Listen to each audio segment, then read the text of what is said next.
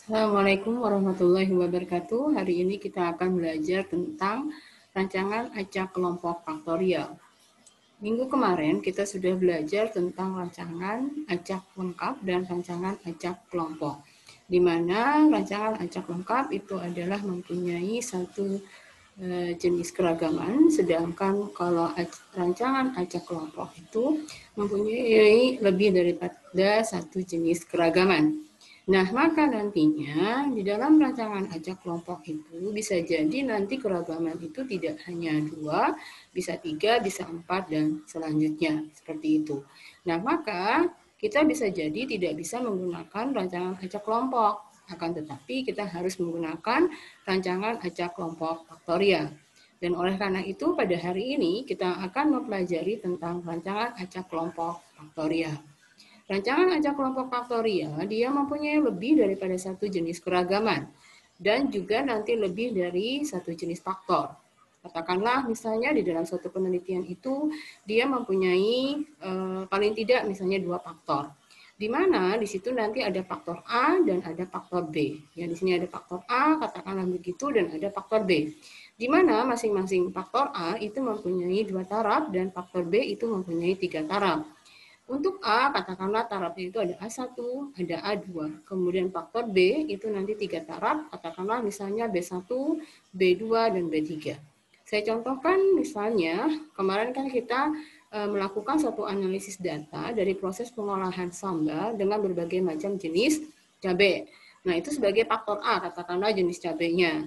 Kemudian ada 2 taraf. Jadi kita misalnya menggunakan jenis cabai untuk cabai besar merah dan cabai keriting misalnya. Kemudian faktor B-nya bisa jadi nantinya jenis cabai itu kita kombinasikan dengan jumlah cabai yang dimasukkan pada saat kita melakukan proses pengolahan sambal itu. Di mana jumlah cabainya katakanlah kita mempunyai 3 taraf. Misalnya di sini jumlah cabai yang dimasukkan itu adalah 30%, 40%, maupun 50% dari jumlah cabai yang dimasukkan pada waktu kita melakukan proses pembuatan sambal. Jadi ada faktor A dan ada faktor B, dan masing-masing faktor itu mempunyai beberapa taraf ya, sebagaimana yang saya contohkan tadi. Nah, kemudian dalam semua faktor tadi dan semua tarafnya itu, misalkan di sini kita melakukan suatu ulangan di dalam penelitian, katakanlah 5 kali. 5 kali ini bisa jadi nantinya kita boleh 4 kali, minimal adalah 2 kali pengulangan di dalam setiap penelitian. Apabila nantinya kita mempunyai 2 faktor, kemudian faktor A 2 taraf, faktor B 3 taraf, berapakah jumlah unit percobaan yang kita akan lakukan? Maka caranya adalah faktor A ada 2, faktor B ada 3, kita kalikan 2 kali 3 sama dengan 6. Maka kombinasi yang akan dilakukan itu ada 6 kombinasi, yaitu A1B1, A1B2, A1B3. Kemudian A2B1, A2B2, dan A2B3. Ini ada 6 kombinasi perlakuan. Karena tadi dilakukan sebanyak 5 kali ulangan, maka jumlah unit percobaannya adalah 6 dikalikan dengan 5, atau 5 dikali 6 sama saja ya, sama dengan 30 unit percobaan. Artinya dengan kita mengetahui jumlah unit percobaan yang harus kita lakukan itu sebanyak 30 unit percobaan, maka kita bisa menduga begitu kan ya, berapakah jumlah bahan yang harus kita sediakan. Berapakah jumlah bahan kimia yang harus kita sediakan? Berapakah jumlah alat yang harus kita sediakan? Maka kita sudah bisa menduganya dari 30 unit percobaan yang akan kita lakukan dengan berbagai macam pengamatan dalam hal ini. Nah, maka dari sini kita sudah bisa mengetahuinya ya. Jadi ada kombinasi antara faktor A dan faktor B. Nah, kemudian yang perlu diketahui juga setelah kita memahami bahwasanya rancangan percobaan di dalam penelitian ini nanti yang akan kita lakukan itu adalah ada faktor A, ada faktor B gitu kan ya. Maka model matematika secara umum untuk rancangan acak ini kita sebut dengan rancangan acak kelompok faktorial. Artinya bentuknya adalah kelompok begitu kan ya, ulangannya ada di mana nantinya kita juga menggunakan rancangan acak kelompok dan di dalamnya ada faktorial. Bedanya dengan rancangan acak kelompok ini adalah di sini. Y, I, J, K sama dengan mu ditambah dengan alfa ditambah dengan beta ditambahkan dengan alfa beta dan ditambahkan dengan K dan ditambahkan dengan epsilon atau errornya. Ini adalah nilai tengahnya semua dari rancangan percobaan pasti mempunyai nilai tengah untuk melihat rata-ratanya, begitu ya. Kemudian ini adalah faktor A. Boleh kalian menuliskan huruf A, boleh menuliskan huruf apa saja tergantung kalian mau menggunakan simbol apa. Katakanlah di sini adalah faktor yang pertama itu adalah alfa, kemudian faktor yang kedua itu adalah beta, kemudian ada interaksi. Yang di sini dikatakan bahwasanya ada interaksi gitu kan ya antara A dan B. Ini tambahannya. Ya, faktor A kan faktor tunggal, faktor B kan juga faktor tunggal. Ada interaksi antara A dan B, begitu kan ya. Kemudian juga ada faktor kelompok yang nanti mempengaruhi di dalam perhitungan tadi, begitu kan ya, dan juga di dalam penelitian, dan ada errornya. Karena error itu kemungkinan besar pasti akan ada di dalam sebuah penelitian, begitu kan ya. Nah, ini adalah model percobaan, model matematikanya untuk rancangan acak kelompok secara faktorial. Nah, maka dari sini kita bisa membuat gitu kan ya, tabel dari sidik ragamnya atau analisis of variannya untuk rancangan acak kelompok itu adalah seperti ini.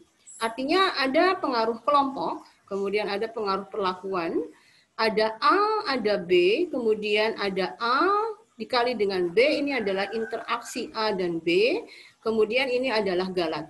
Dan ini nantinya tergantung dari jumlah, tadi itu bahwasanya yang dilakukan ulangan sebagai kelompok, itu kan ada 5 tadi ulangannya, maka 5 dikurang 1, itu sama dengan 4. Begitu kan ya. Kemudian perlakuan yang tadi kan ada 6 ya perlakuannya, kemudian dikurangi 1 itu adalah 5, di mana A itu nanti tarafnya ada 2, dikurangi 1 adalah 1, kemudian B itu nanti tarafnya ada 3 dikurangi 1 sama dengan 2. Nah, kemudian A dikali B, 1 dikali 2 sama dengan 2. Ini derajat bebasnya ya. Kemudian total secara keseluruhan, tadi kan ada 5 kali ulangan, kemudian dikalikan 6 unit percobaannya, 5 kali 6 adalah 30, dikurangi 1 sama dengan 29 untuk total secara keseluruhan. Nah, kemudian ini adalah jumlah kuadrat kelompoknya, sama ya seperti saya sudah jelaskan di rancangan acak kelompok dan rancangan acak lengkap. Pasti akan ada jumlah, ini khususnya untuk kelompok itu hanya ada di rancangan acak kelompok saja. Kemudian jumlah kuadrat perlakuan, akan tetapi di sini nanti jumlah kuadrat perlakuannya itu terbagi atas 2, begitu kan ya. Itu ada jumlah kuadrat perlakuan untuk A dan ada jumlah kuadrat perlakuan untuk B, begitu. Nah, kemudian juga ada jumlah kuadrat perlakuan untuk interaksi antara A dan B. Dan jumlah kuadrat galat, dan ini adalah jumlah kuadrat totalnya. Nah, maka kita bisa menghitungnya nanti berapakah kuadrat tengah, begitu kan ya, untuk perlakuan A, B, dan interaksi A dan B serta kuadrat tengah untuk galatnya. Sebenarnya juga bisa dihitung nantinya di sini adalah kuadrat tengah untuk kelompoknya. Untuk menghitung nantinya kita menghitung berapakah F hitung dari kelompok itu. Karena dengan F hitung itu kita bisa menentukan nantinya apakah kelompok itu juga berpengaruh ataukah tidak. Artinya kita bisa menghitung seluruhnya di sini. Untuk perlakuan juga kita bisa melihat berpengaruh ataukah tidak terhadap perlakuan yang kita lakukan. Nah, ini adalah tabel dari ANOVA. Nah, maka bisa kita lihat di sini, katakanlah, misalnya contohnya ya, kita mempunyai suatu rancangan, kita ingin membuat sambal tadi, begitu ya. Nah, di sini, katakanlah jenis cabenya ada 3. Nah, ini jenis cabenya ada 3 ya, di dalam contoh ini nanti soalnya jenis cabenya ada 3. Katakanlah di sini kita menggunakan huruf simbolnya adalah P, di mana ada P1, P2, dan P3. Katakanlah misalnya jenis cabenya ada cabai merah besar, cabai keriting, dan campuran antara cabai merah besar dan cabai keriting di dalam pembuatan sambal tadi. Nah, kemudian ternyata sambal itu juga berpengaruh terhadap jumlah cabai, gitu kan. Jadi ada suatu yang bisa kita lihat bagaimana jumlah cabai berpengaruh atau tidak terhadap sambal yang dihasilkan.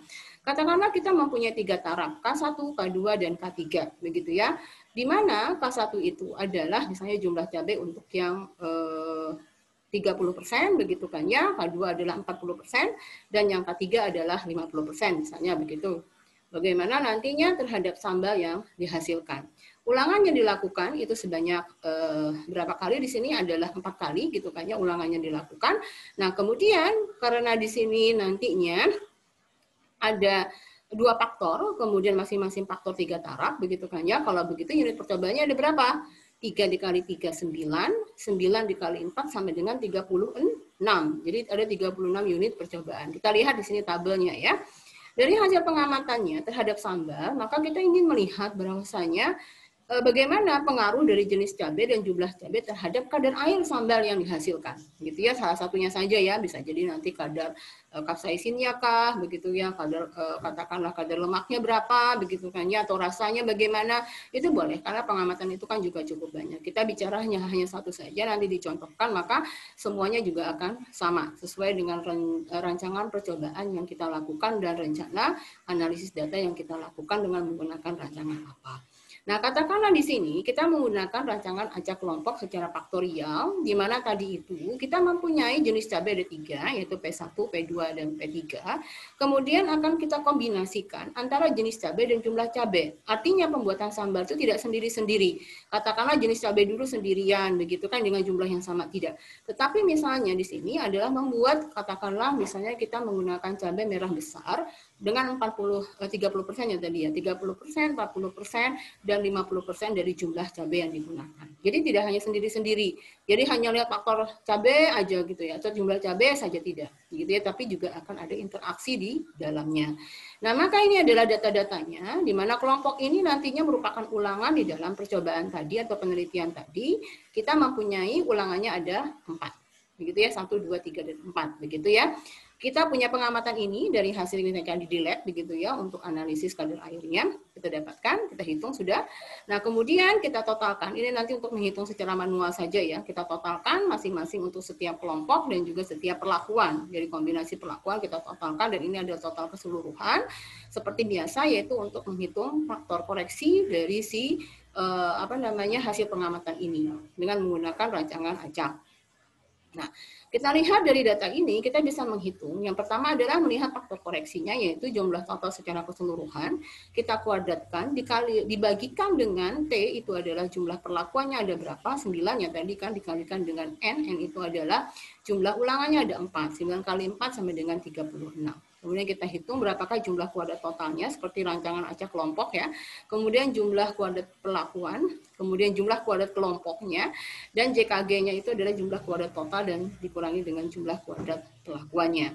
Nah, kita lihat di sini, perhitungan yang pertama kali itu adalah kita menghitung faktor koreksinya dulu dari penelitian tadi. Nah, kemudian kita lihat nantinya jumlah kuadrat total dengan masing-masing dari pengamatan yang dilakukan untuk setiap ulangan dan setiap perlakuan, begitu kan ya, kita kuadratkan, kemudian kita jumlahkan hasilnya, kita kurangkan dengan faktor koreksi ini. Hasilnya adalah ini.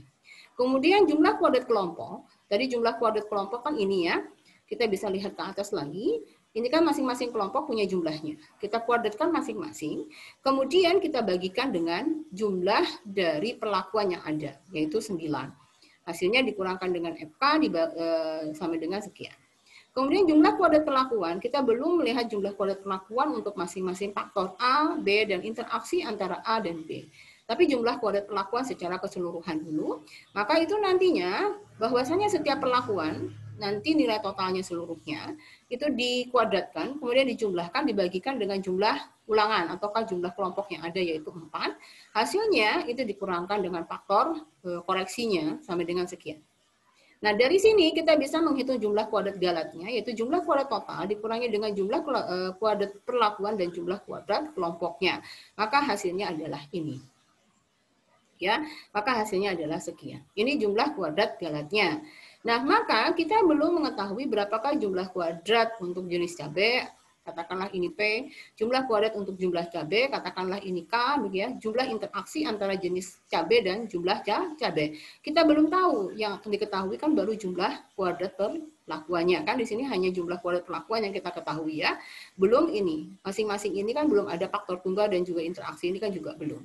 Nah, maka kita lanjutkan lagi dari tabel yang tadi, dari rata-rata, gitu kan ya, untuk setiap perlakuan, itu kita bisa lihat di sini bagaimana interaksi antara P1 dengan K1, P2 dengan, terus ya dimasukkan ke sini, kita totalkan dan kita mendapatkan total secara keseluruhan.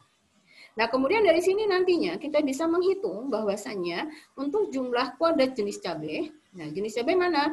Ini ya, maka kita yang di sebelah sini kan, kita kuadratkan masing-masing dibagikan dengan jumlah dari secara keseluruhan gitu kan ya, 4 kali 3. Nah, kita bisa melihat di sini bahwasanya itu adalah 12 dikurangi dengan FK-nya, begitu kan ya? Itu hasilnya adalah ini. Kemudian jumlah kuadrat untuk jumlah cabai itu juga adalah yang ini ditotalkan, ya dikuadratkan dulu, baru dijumlahkan, dibagi dengan 4 dikalikan dengan 3, sampai dikurangi dengan hasil FK-nya, gitu kan ya, sampai dengan sekian. Nah, faktor koreksinya adalah faktor koreksi yang ini. Ya, faktor ya koreksi yang baru ini gitu ya, 2081 dikuadratkan dibagikan dengan jumlahnya yaitu 12. Total secara keseluruhan ini dikalikan lagi gitu kan ya, atau juga kita bisa tidak, ini kita menggunakan faktor koreksinya yang baru. Begitu kan ya, ini dikuadratkan masing-masing, maka nanti kita bisa melihat dari hasil ini gitu ya, jumlah kuadrat jenis cabai, kemudian nanti jumlah cabai. Kemudian dari situ kita bisa melihat interaksinya, yaitu jumlah kuadrat perlakuan dikurangi dengan jumlah kuadrat jenis cabai dan jumlah kuadrat untuk cabainya masing-masing. Dari hasil itu kita bisa memasukkannya ke dalam ini ya, ke dalam mana? Sebentar. Saya masukkan ke sini. Kita bisa melihatnya di sini adalah masing-masingnya kan tadi 4 kali 3 ya. 4 kali 3 itu maksudnya untuk P ini kan jumlahnya juga 4 kelompok, kemudian di sini juga ada 4 perlakuan untuk K-nya, kan jumlah secara keseluruhan untuk P1 ada 12, ini juga 12 dan selanjutnya, begitu ya. Jadi masing-masing itu ada 12 untuk jumlahnya. Nih, kalau kalian masih bingung, ini 4 kali 3 dapat dari mana, begitu kan ya. Karena seluruh masing-masingnya itu nanti jumlahnya bukan 9 ini ya, ini kan ada 9, tetapi itu adalah 4 kali mengulangnya untuk masing-masing perlakuan itu kan ada 3, maka 4 dikali 3. Ini juga sama, 4 juga dikali 3 juga. Kan tarafnya jumlah cabai juga 3, ya sama ya, ini 4 dikalikan 3. Dikurangkan dari hasil ini, dibagikan keseluruhan yang ada di sini, itu adalah FK-nya. Oke, nah maka dari situ kita lanjutkan lagi untuk memasukkan ke dalam tabel ANOVA-nya atau tabel sidik ragamnya, begitu ya. Nah dari sini kita bisa melihat, begitu kan ya. Ini adalah jumlah kuadrat kelompoknya. Sebelumnya kan ada dari semuanya di sini ya. Ini jumlah kuadrat Ini jumlah kuadrat kelompoknya, ini jumlah kuadrat perlakuannya, begitu kan ya. Perlakuannya di breakdown lagi gitu kan ya, ini ada jenis cabai, ada jumlah cabai, ini adalah interaksi antara jenis cabai dan jumlah cabainya dan juga jumlah kuadrat galatnya. Nah kemudian dari sini kita bisa menghitung kuadrat tengah dari jenis cabai, ini juga bisa sebenarnya menghitung kuadrat tengah dari kelompoknya, tinggal ini dibagi dengan 3. Kelompoknya kan 3 ya, derajat bebasnya, karena kan kelompoknya ada 4 dikurangi 1 sampai dengan 4. Perlakuannya itu kan dari keseluruhan, karena ada 9 dikurangi 1 sampai dengan 8. Jenis cabainya itu 3 dikurangi 1 adalah 2. Ini juga 3 dikurangi 1 sampai dengan 2. Interaksinya 2 kali 2 sampai dengan 4. Secara keseluruhan tadi kan itu adalah 9 dikali 4 sampai dengan 36 dikurangi 1 sampai dengan 35. Tinggal kalian membagikan jumlah kuadrat dengan derajat bebasnya, dapat kuadrat tengahnya. Gitu ya. Nilai hitungnya, F hitungnya itu adalah membagikan kuadrat tengahnya dengan kuadrat tengah galatnya, ya begitu. Terus semuanya adalah sama.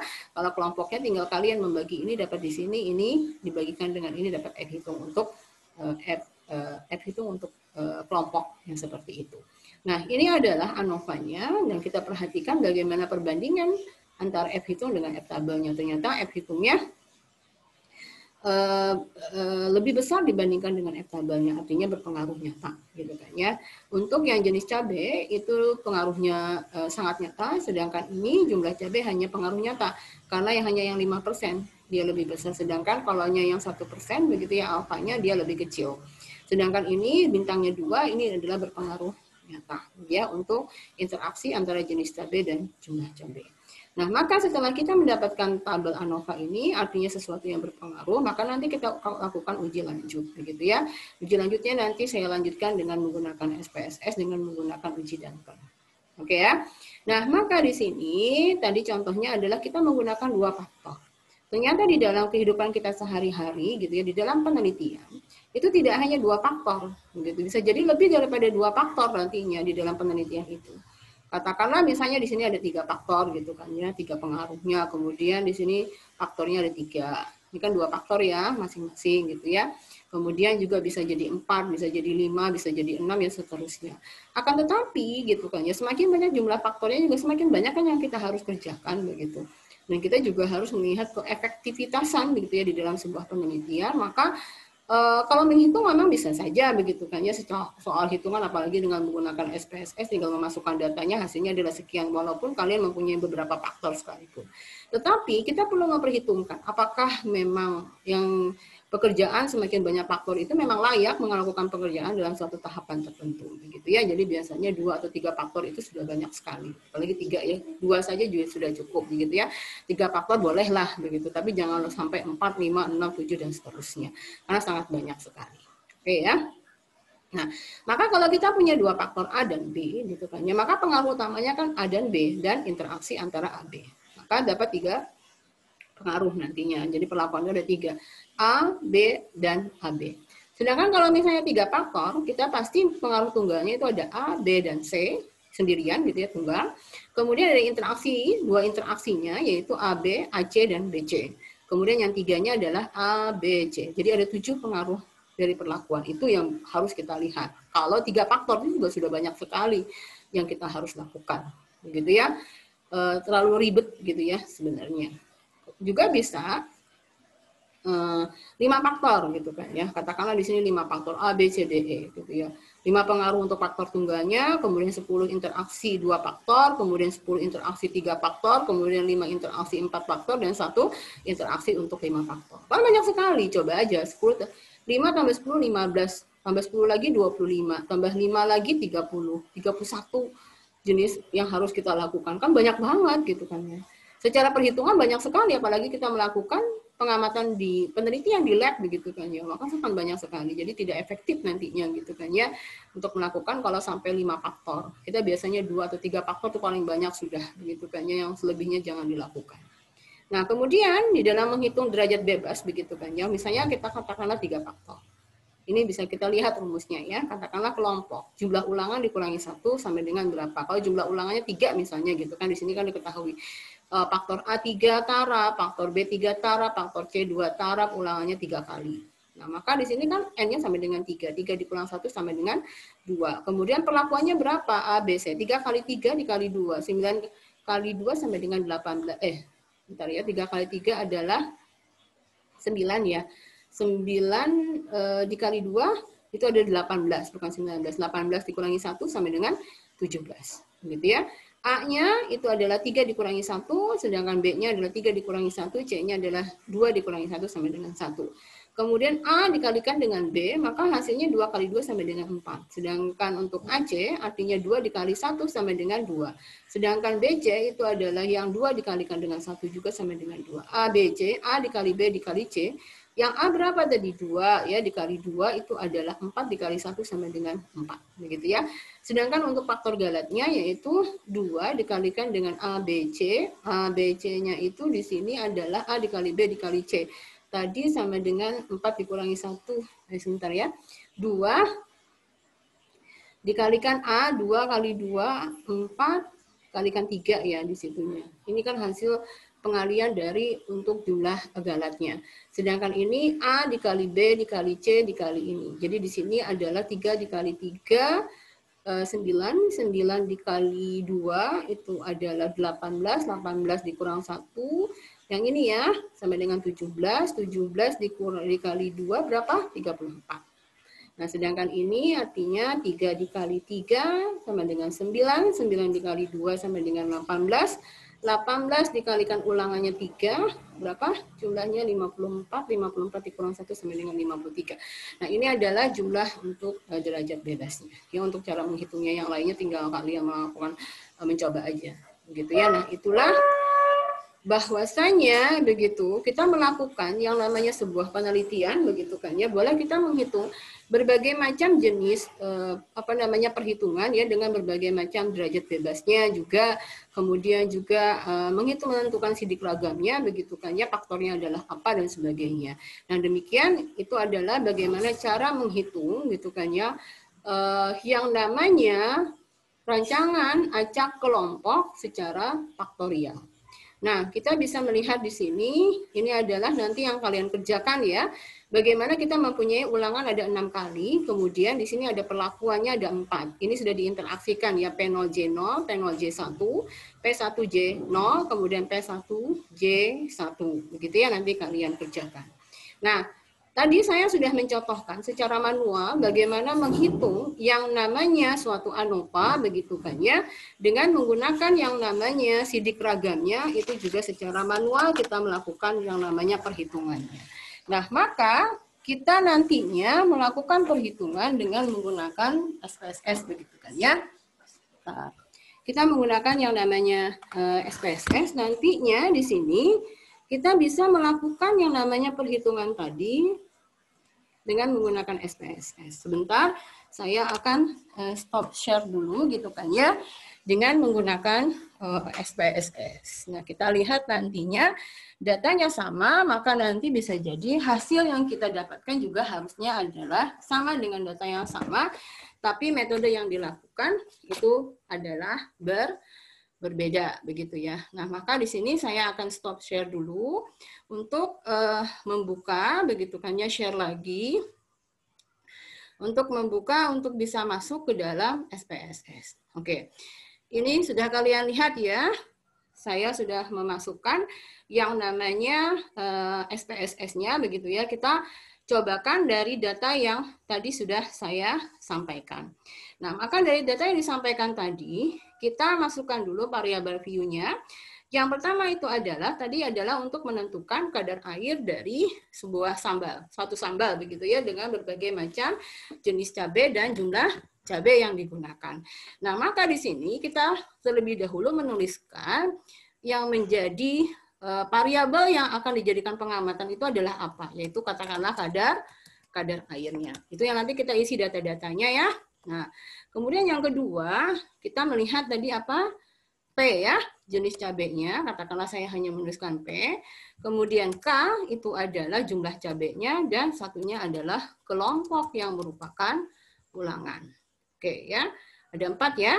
Nah, tadi sudah ya kadar airnya, pengamatannya apa? Kemudian perlakuannya P, yang satunya jenis cabai, K, dan kelompoknya. Kita boleh membuat suatu label begitu kan ya, agar nanti di dalam tampilan hasilnya kita bisa membacanya sesuai yang kita harapkan. Katakanlah di sini saya tulis ini adalah kadar air, nanti labelnya gitu kan ya. P itu adalah jenis cabai, jadi kalian sudah bisa membedakan. Kemudian K itu adalah jumlah cabainya, begitu ya, dan kelompok ya kelompok begitu ya, masih tetap sama di dalam kelompok itu. Sudah semua ya. Kita ada kadar airnya, ada perlakuan P, dan ada perlakuan K, dan kelompoknya itu sendiri. Setelah semua variabel view itu sudah kita isikan, selanjutnya kita mengisikan data view-nya. Data view, nah di sini sudah ada kolomnya ya. Kolom kadar air, P, K, dan kelompoknya. Kadar airnya di sini nanti saya memasukkannya per kolom per kelompok. Kalian boleh juga nanti memasukkannya itu ke samping, itu boleh. Nanti tinggal kalian memberikan terjemahannya sama gitu kan, mau ke bawah mau ke samping itu juga sama cara mengisikannya. Saya menggunakan mengisikannya adalah ke bawah, satu-satu saya isikan dulu. Untuk ulangan 1 56 gitu ya, 60 sampai kalian juga bisa sendiri juga mengikuti saya. Kemudian ada 66, 65, kemudian adalah 60, kemudian 53, 60, 62, kemudian 73. Kita cek ulang ya. Untuk ulangan 1 ataukah kelompok 1. 56, 60, 66, 65, 60, 53, 60, 62, dan 73. Oke.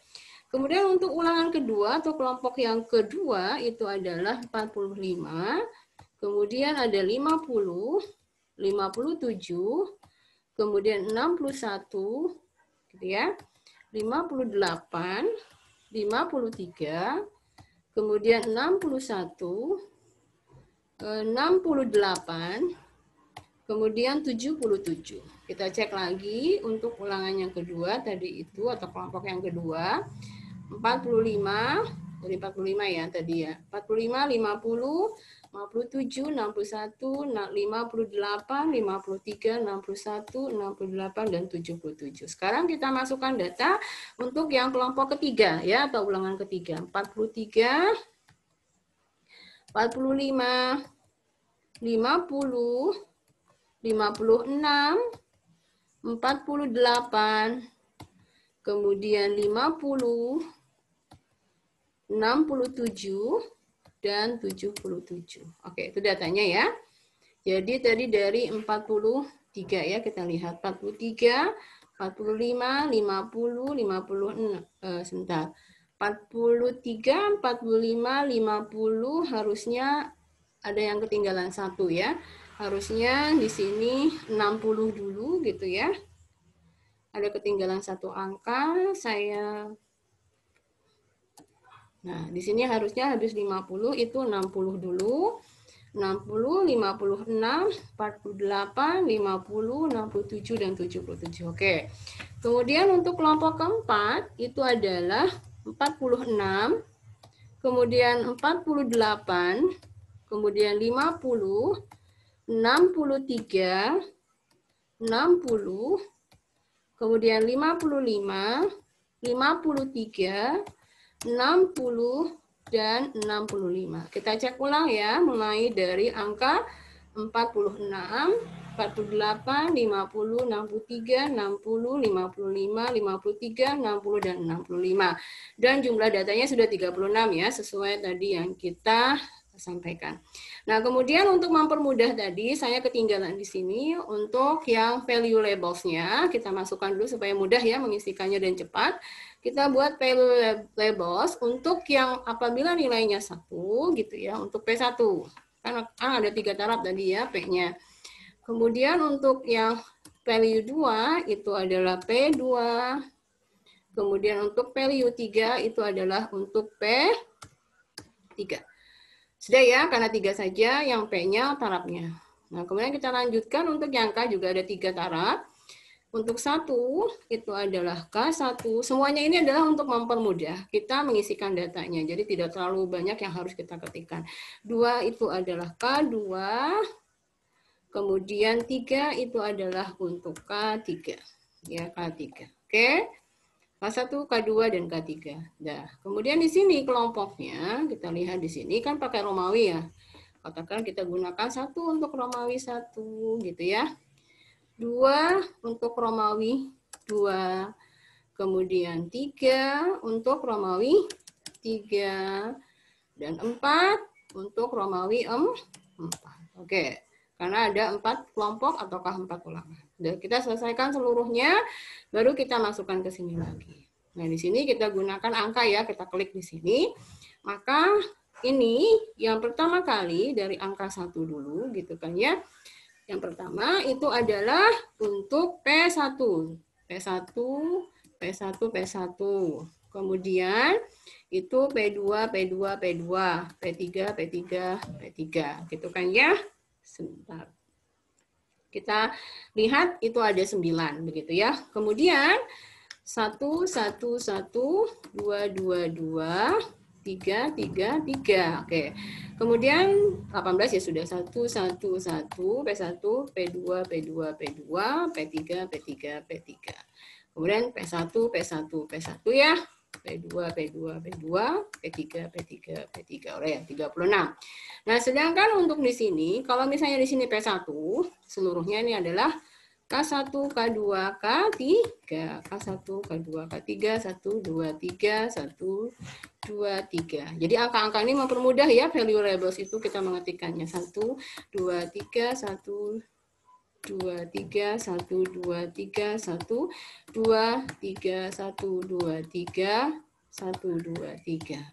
1, 2, 3. 1, 2, 3. Nah, selesai seluruhnya. Kelompoknya, ini kelompok 1 semua dulu, sampai 9. Tuh 1, 1, 1, 1, 1, 1, 1, sampai 9 ya.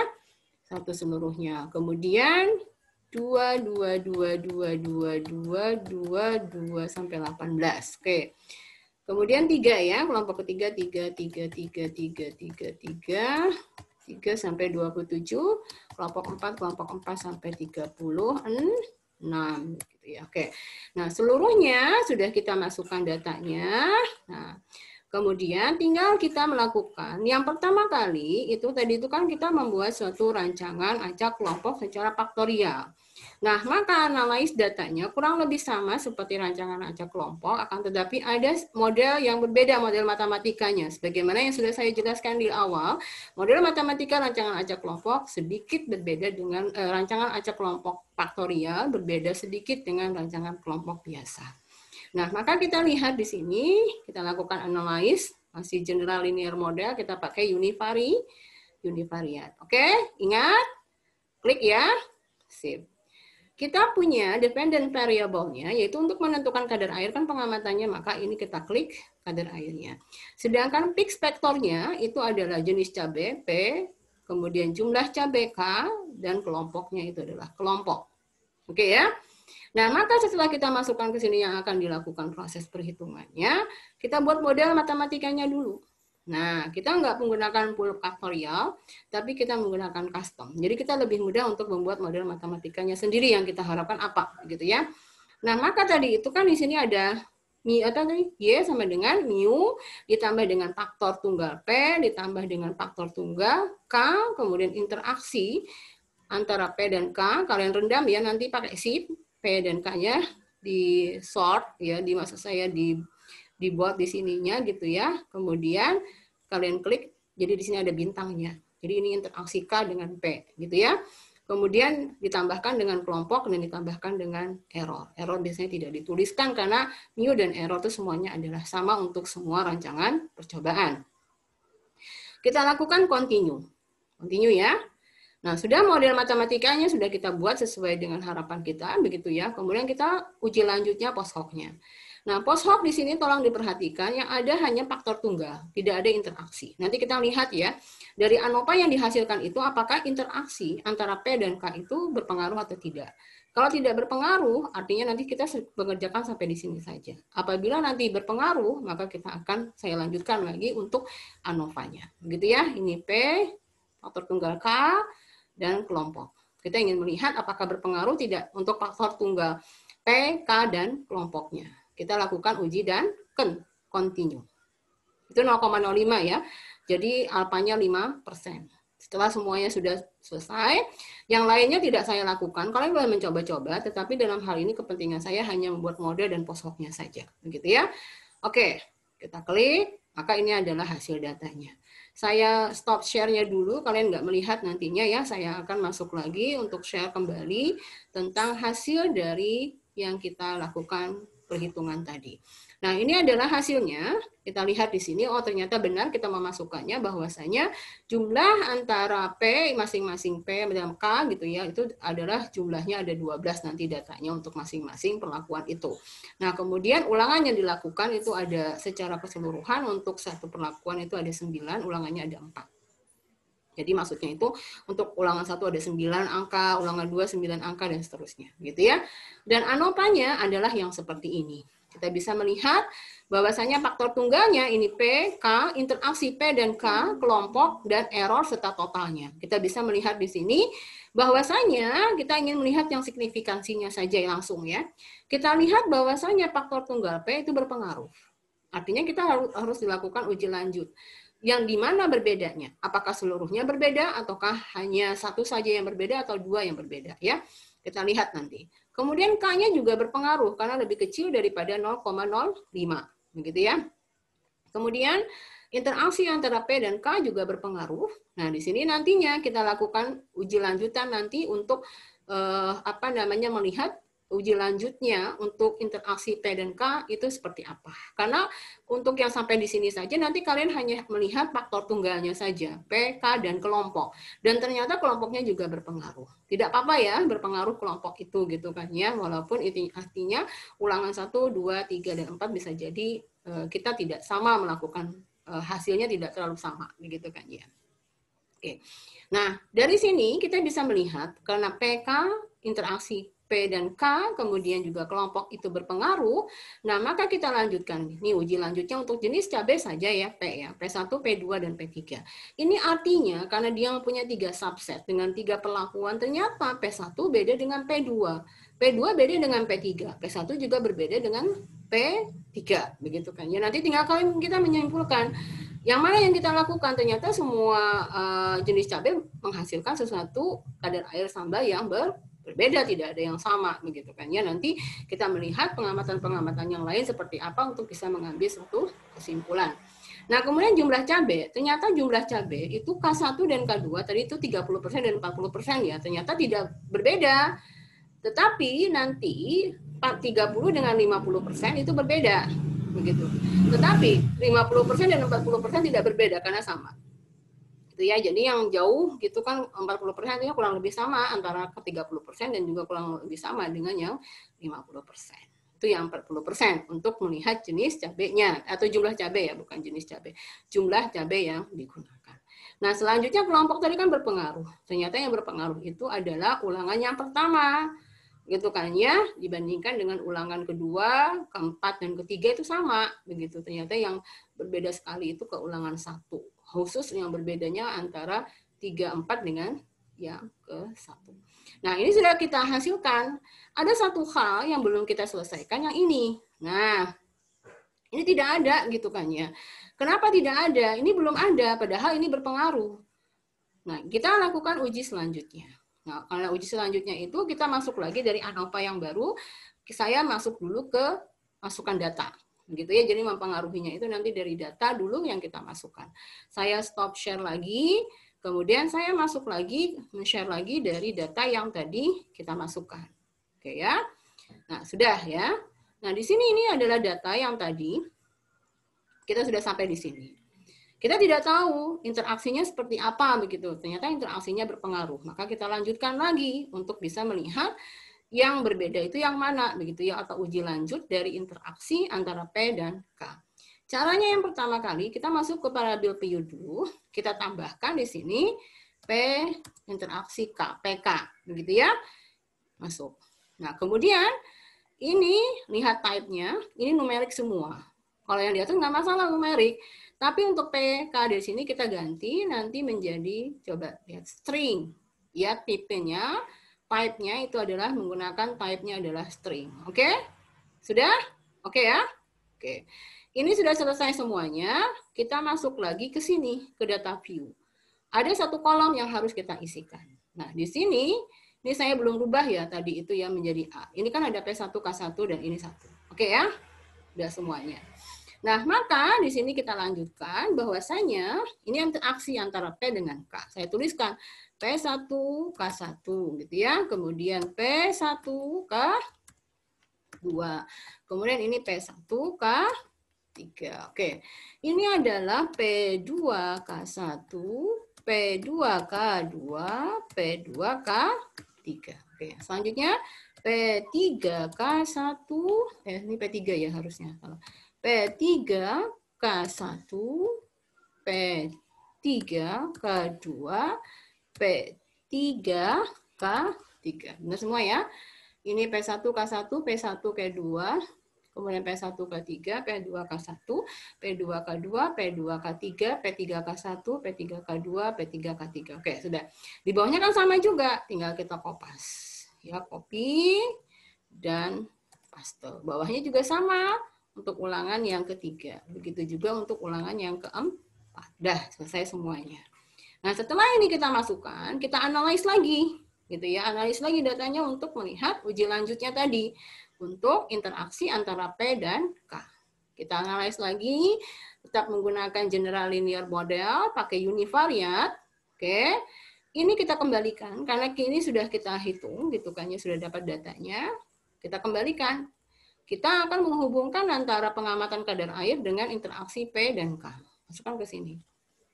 Modelnya, nah modelnya hanya satu ya, P dan K saja. Tadi kan yang dimasukkan sebagai faktor ininya ya, faktor yang ada di situ. Nah, maka kita masukkan ke sini. Sudah ada P interaksi K, continue modelnya. Kemudian posoknya sama, kita menggunakan satu, ini adalah interaksinya, dan ini uji Duncan-nya, kita continue. Sudah selesai semua? Oke. Nah, kita masuk lagi. Saya stop share dulu. Begitu ya. Saya masuk lagi untuk share untuk hasil yang baru tadi kita kerjakan. Nah, ini hasilnya dari data yang tadi kita dapatkan, begitu kan ya, yang hanya interaksi P dan K. Ini datanya adalah seperti ini nantinya. Begitu ya. P1K1 karena kan 4 kali ulangan pasti ada 4 masing-masingnya. Ya, untuk setiap kombinasi yang ada itu adalah 4 angkanya. Begitu ya. Nah, kemudian ini adalah ANOVA-nya. Akan tetapi nanti di dalam penyajian, ANOVA yang kita gunakan adalah ANOVA yang sebelumnya, yang ini. Di dalam penyajian, kita menggunakan ANOVA ini bukan ANOVA yang untuk melihat interaksi antara P dan K. Gitu ya. ANOVA itu hanya membantu kita untuk melihat interaksinya saja, kan ini berpengaruh P dan K-nya gitu kan ya. Nah, maka ternyata begini. Nah, ini kita dapatkan. Kan sebelumnya kan tidak ada.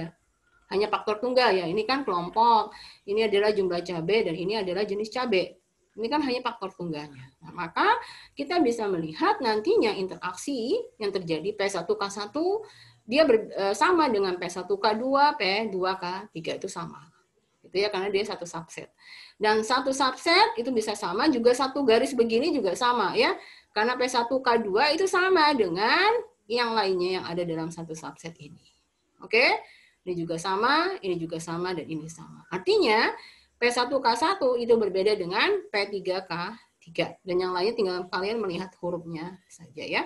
Nah, ini adalah hasilnya untuk melihat ternyata pengaruh interaksi itu ada gitu ya pada proses pengolahan sambal. Tinggal kita mengamati kombinasi yang mana nanti yang berpengaruh, ya bukan yang berbeda, yang mana yang tidak berbeda begitu ya. Jadi istilah kata-kata ini harus kalian ingat kembali.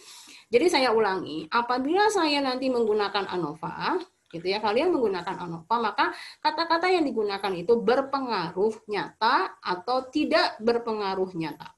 Oke?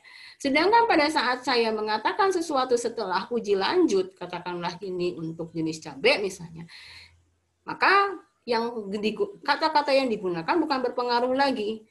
P1 berbeda dengan P2, P2 berbeda dengan P3, P1 berbeda dengan P2 gitu, P3 begitu kan ya. Jadi menggunakan kata-kata berbeda.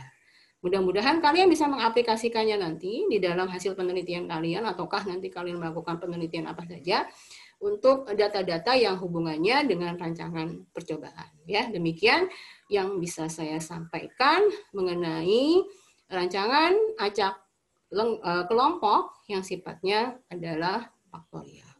Terima kasih atas perhatian kalian. Assalamualaikum warahmatullahi wabarakatuh.